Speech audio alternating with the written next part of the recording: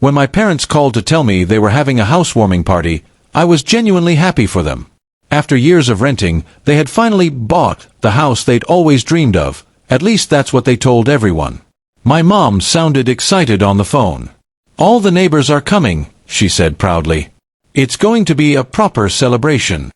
I smiled, even though there was a quiet ache in my chest. Because what no one at that party knew, not even some of my relatives, was that the house wasn't technically theirs. It was mine. 3 years earlier, my parents had been on the brink of losing their home after my father's business failed. They were too proud to ask for help, but I knew. I saw the bills piling up, the strained conversations, the quiet desperation in their eyes. I had just started earning well from my job at a tech firm, and without telling them, I spoke to the bank.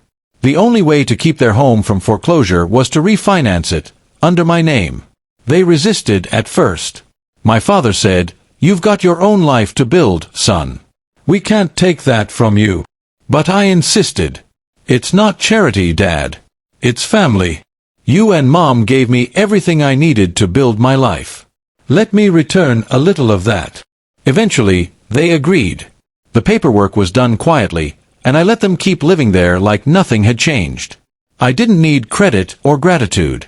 Seeing them safe was enough. So, when I heard about this housewarming party, I didn't say anything. I figured they just wanted to celebrate stability after years of struggle. But then, I noticed something strange. I hadn't received an invitation. Not even a text with the date. When I called to ask about it, Mom hesitated.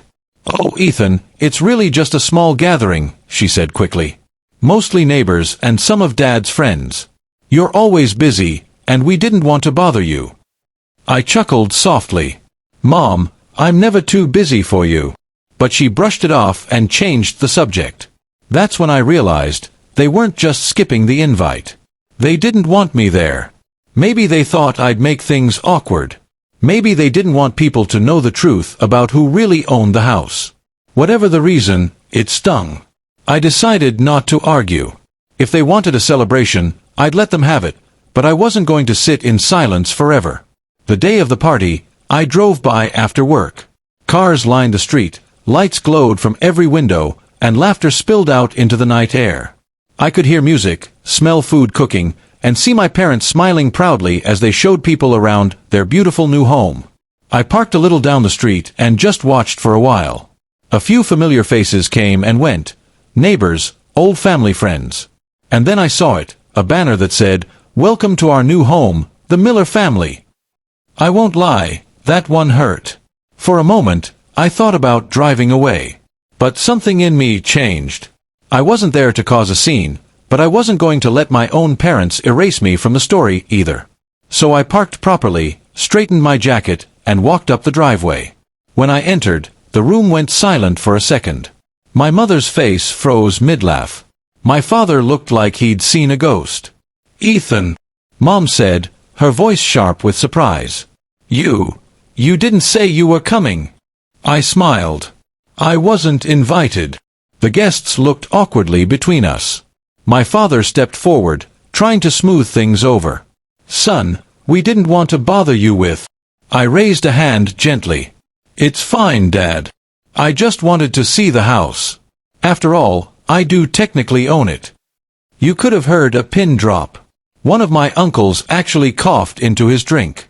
My mom's eyes widened and she whispered, "Ethan, not here." But I wasn't angry, just calm. "Don't worry. I'm not here to embarrass anyone. I'm just happy you're enjoying it. This house was always meant to be yours. I just wanted to remind you that I didn't buy it for ownership, I bought it for love." Silence lingered, but then my father's expression softened. He walked over slowly and put a hand on my shoulder. "You're right," he said quietly. "We should have had you here from the start. This home wouldn't exist without you." The rest of the guests clapped politely, sensing the shift. The tension eased, and my mother came over, tears in her eyes. "We just wanted one night to feel like we did it on our own," she whispered. I nodded. "You did, Mom. I just helped you get there." That night, as the laughter returned and the party carried on, I realized something important. Family pride can sometimes make people forget who stood behind them, but real love doesn't need recognition. It just needs to be remembered. And as I stood in the living room, surrounded by people I loved, I didn't see a house that belonged to me. I saw a home that finally belonged to us.